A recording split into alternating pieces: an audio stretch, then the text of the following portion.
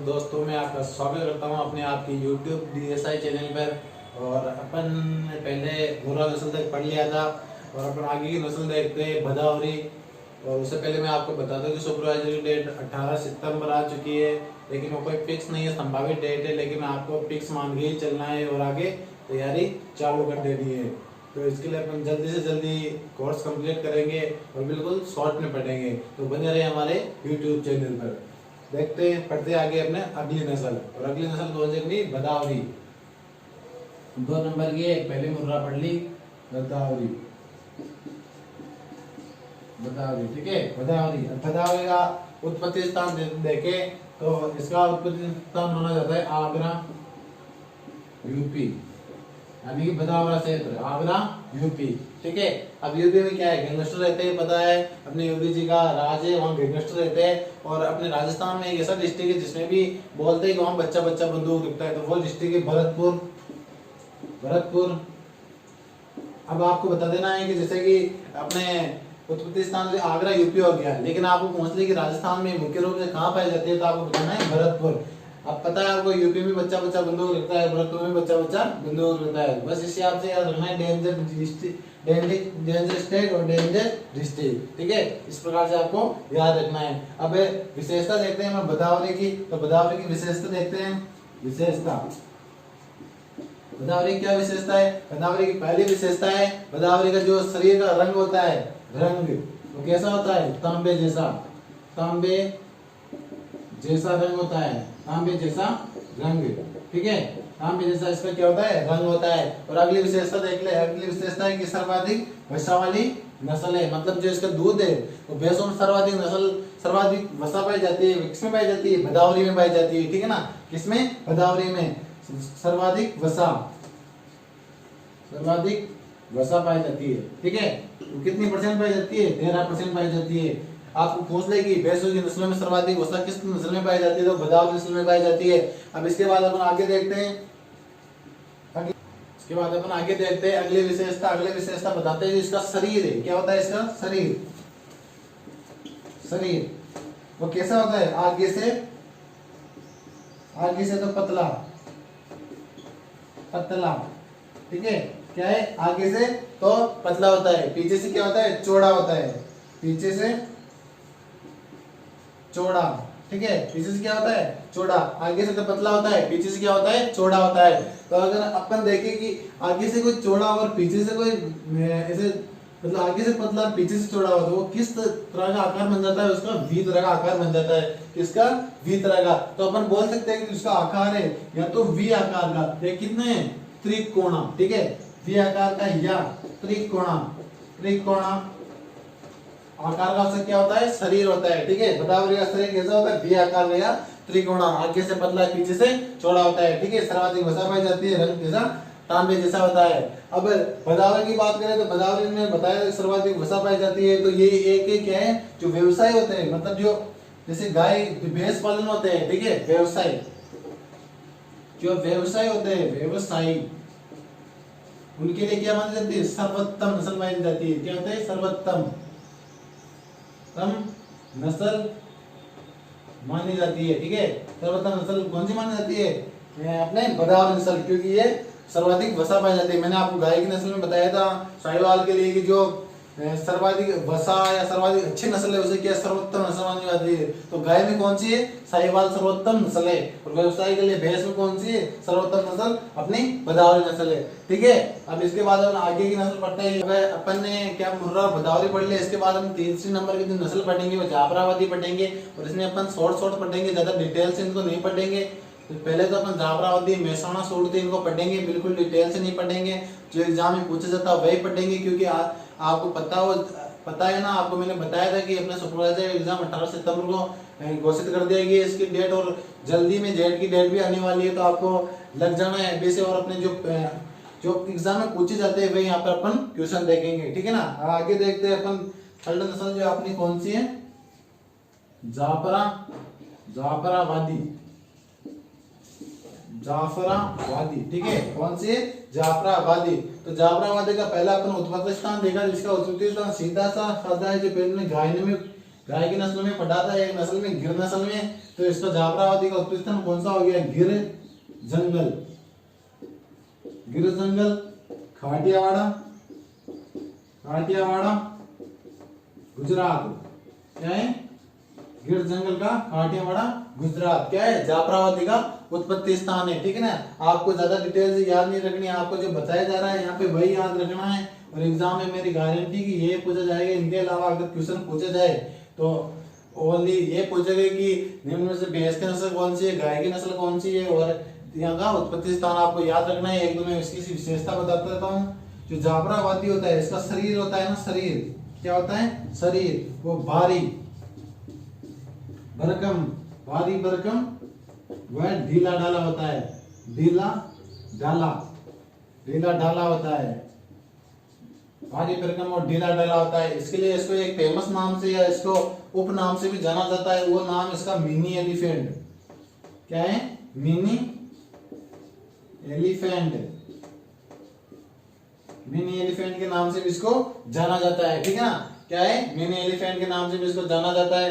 अब इसके बाद अगली इसकी जो विशेषता देखते हैं वो देख लेते हैं अपन। जो इसकी जो जाफराबादी है, इसकी जो सींग होते हैं, मतलब इसको अगर अपन कहीं सोच रहे कि इसको पहचानेंगे कैसे, ये दिखती कैसी है, अगर कहीं अपन चले जाएं या अपने को चयन करना है भैंसों का कि अच्छी नस्ल कौन सी है, तो अपन अगर जाफराबादी का चयन करते हैं कि कौन सी इसकी अच्छी नस्ल है, तो जाफराबादी का चयन करने के लिए अपन को ये देखना है कि इसकी जो सींग होते हैं, इसकी क्या होता है? इसकी जो सींग होते हैं वो सींग, जो इसकी गर्दन होती है, क्या होती है? गर्दन, गर्दन से नीचे, गर्दन से नीचे लटके हुए, लटकते हुए, गर्दन से जो नीचे लटकते हुए, और जो इसका सींग का अंतिम सिरा होता है, क्या होता है? अंतिम सिरा, अंतिम सिरा होता है, वहां पर इसके सींग घुमावदार होते हैं, घुमावदार। ठीक है? क्या होते हैं? घुमावदार होते हैं। पहले तो गर्दन से नीचे लटकते हैं, मतलब ये जैसे कि ये भैंस है, ये भैंस है। ठीक है? क्या है? भैंस है। ठीक है ना? तो जो इसके सींग है, ये पहले तो इसकी गर्दन से नीचे लटक के और ऐसे घुमावदार हो जाएंगे। ठीक है? कैसे हो जाएंगे? यहाँ नीचे लटके है, घुमावदार हो गए। ठीक है ना? तो आपको कैसे पहचान जाना है कि जो इसके सींग होते हैं पहले तो गर्दन से नीचे लटके हुए, और जो नीचे जो लास्ट का सिरा है उसमें ये घुमावदार हो जाते हैं। तो ऐसे अपन इसकी चयन कर सकते हैं। ठीक है? तो अपनी क्या होगी? जाफराबादी। इसके बाद अपन अगली नस्ल देखते हैं, वह नस्ल देखते हैं अपन मेहसाणा। ठीक है ना?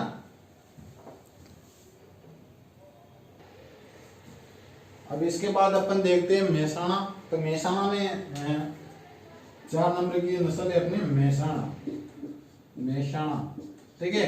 मेहसाणा का अपन उत्पत्ति स्थान देखते हैं। तो इसका मेहसाणा का उत्पत्ति स्थान क्या है? उत्पत्ति स्थान इसका बड़ौदा, बड़ौदा गुजरात,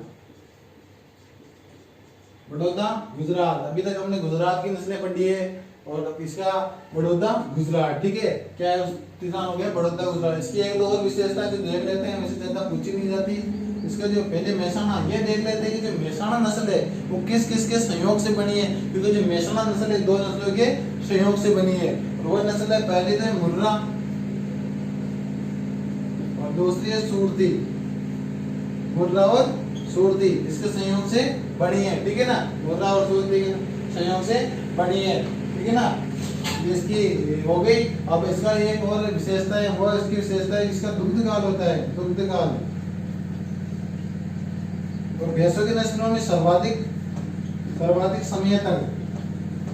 समय तक ये दुग्ध देती है। ठीक है ना? सर्वाधिक दुग्ध काल किसका होता है? मेहसाणा नस्ल का होता है। ठीक है ना? ये हो गया अपनी मेहसाणा नस्ल। इसके बाद हम 5 नंबर की जो पढ़ेंगे वो है सूरती। सूरती क्या है? सूरती। अगली नस्ल क्या है? सूरती। ठीक है ना? सूरती। अगर सूरती का उत्पत्ति स्थान की बात करें तो सूरती का उत्पत्ति स्थान भी बड़ौदा गुजरात, और बड़ौदा गुजरात में एक नाम और सम्मिलित हो जाता है यहाँ पे, खेड़ा, खेड़ा गुजरात। क्या है? खेड़ा गुजरात। ठीक है ना? क्या है? खेड़ा गुजरात। अब सूरती की बात करें तो सूरती की एक दो विशेषता है जो बहुत इंपॉर्टेंट है और वो आपको यहाँ पर देखनी है। सूरती के एक बहुत ही इंपॉर्टेंट जो क्वेश्चन है वो है सूरती के सींग में। जो क्वेश्चन पूछा जाता है किसमें? सींग में। सींग में जो सींग होते हैं सूरती के सींग हंसिया आकार के, हंसिया या दराती आकार के, दराती आकार के इसके क्या होते हैं, सींग होते हैं। सस्या या दराती आकार की सूर्ति के सींग होते हैं। एक ही क्वेश्चन है सूर्ति में आपको पूछा जाएगा कि इसके जो सींग होते हैं हंसिया आकार के, दराती आकार के होते हैं। अब अगर एक ऐसा क्वेश्चन ऐसा पूछ रहा है कि निम्न में से किस नस्ल के सींग हंसिया या दराती आकार के होते हैं, तो वो किसके होते हैं, सूरती नस्ल के होते हैं। ठीक है, अब इसके कलर की बात कर ले। कलर इसका जो हल्का हल्का काले रंग का, ठीक है, कैसा होता है, हल्के काले रंग का इसका रंग होता है। ठीक है ना, सूरती में आपको इसके अलावा कुछ नहीं पढ़ना, आपको बस ये याद रखना है कि सूरती का जो उत्पत्ति स्थान है वो खेड़ा या बड़ौदा, खेड़ा या बड़ौदा गुजरात है। और सूरती की सींग कैसे हंसिया और दराती आकार के, जिसका रंग हल्का काला होता है। मैंने सींग एक पहले की नस्ल में बताए थे। ऐसे ऐसे किसके होते हैं, ऐसे होते हैं अपने जाफराबादी के, ठीक है ना, जाफराबादी के। और इस जैसे सींग ऐसे हो, ऐसे कैसे, ऐसे वो कैसे हंसिया या दराती आकार के सूरती के है। ठीक है ना, आपको ये लगा क्या था। और क्वेश्चन पूछेगा जिसके अलावा और कोई नहीं पूछेगा, सिंपल सा क्वेश्चन पूछता है। हंसिया दराती जाने हो ना आप, जैसे हम गांव में या इधर मेवाड़ क्षेत्र में टमाटरी कहते हैं, ठीक है ना, टमाटरी।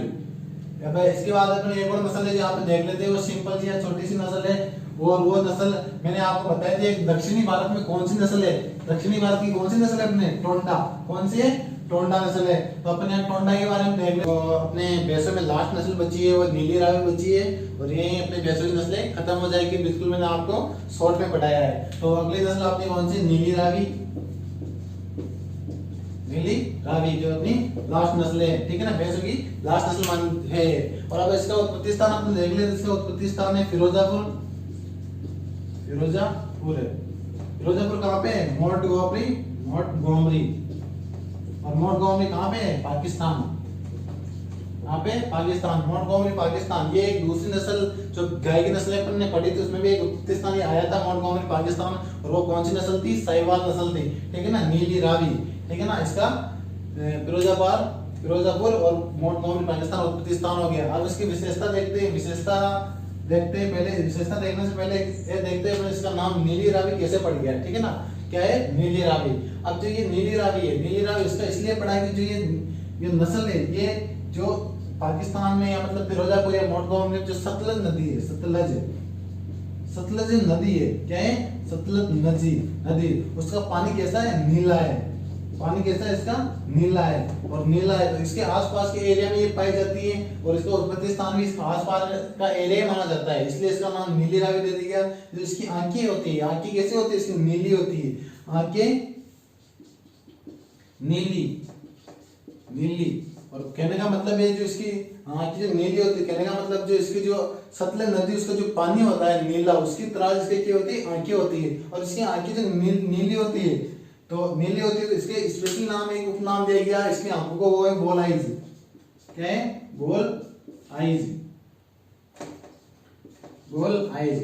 ठीक है ना, क्या उपनाम है, बॉल आइज, इसका उपनाम दिया गया है। ठीक है ना, ये याद रखना आपको, मेन इंपॉर्टेंट क्वेश्चन है। नीली रावी की जो आंखें होती है उसको एक उपनाम है बॉल आइज, वो दिया गया है। ठीक है ना, अपने उत्पत्ति स्थान हो गया, एक इसकी विशेषता हो गई। अब इसकी एक और विशेषता देख लेते हैं अपन। इसकी जो विशेषता है, इसकी जो सिर होता है, चेहरा, उस पर सफेद टीका होता है, सफेद टीका। और थुथुन